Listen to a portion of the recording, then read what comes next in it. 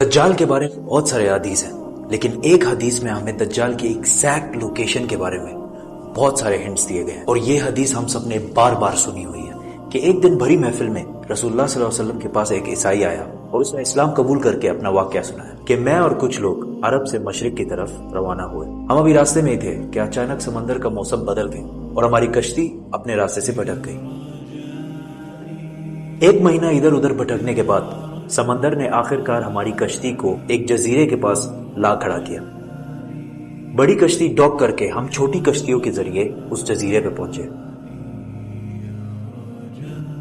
اور وہاں ہماری ملاقات ایک عجیب قسم کے مخلوق سے ہوئی جو بالکل کالا اور جسم پر بہت زیادہ بال تھے اس کے، اور اس نے اپنا نام جساسا بتایا۔ ہم نے اس سے پوچھا تم کیا چیز ہو، کیا مخلوق ہو؟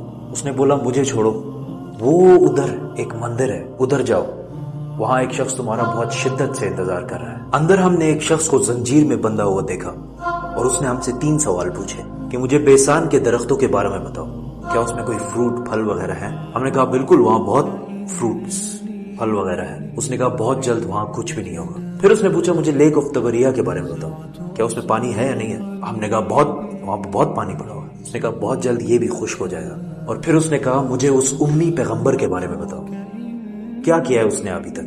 ہم نے بتایا کہ وہ مکہ سے نکل کر مدینہ میں آباد ہو چکا ہے۔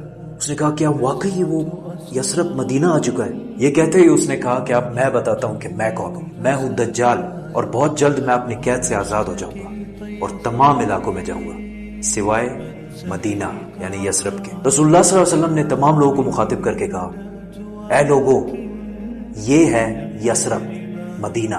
تمیم الداری جو کہہ رہا ہے مجھے اس میں سچائی نظر آ رہی ہے۔ یاد رکھو دجال شام کے سمندر میں ہے اور نہ یمن کے سمندر میں۔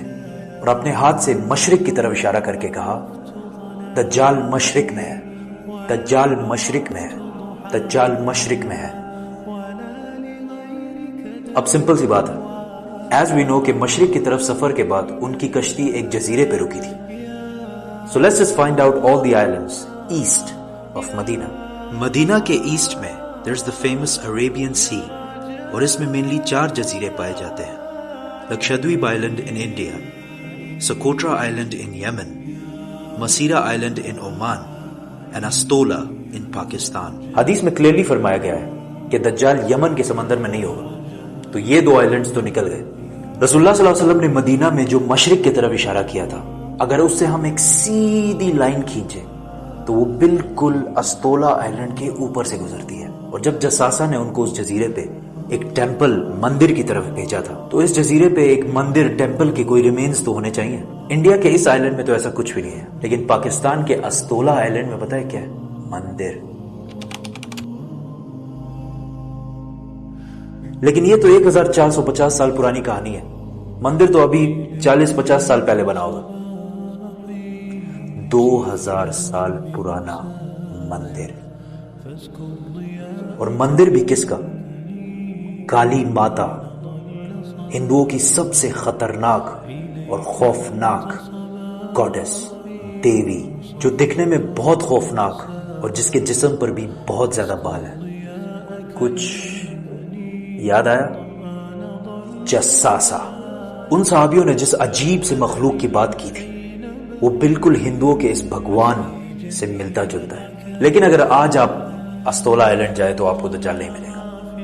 وہ آزاد ہوا ہے یا نہیں یہ تو نہیں پتا، لیکن یہ جو جساسا ہے اس کو غور سے دیکھیں۔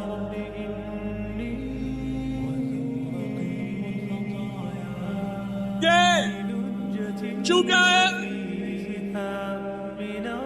1970 کے امریکن میوزک انڈسٹری کے سب سے بڑے بینڈز میں سے ایک بینڈ رولنگ سٹونز ہے۔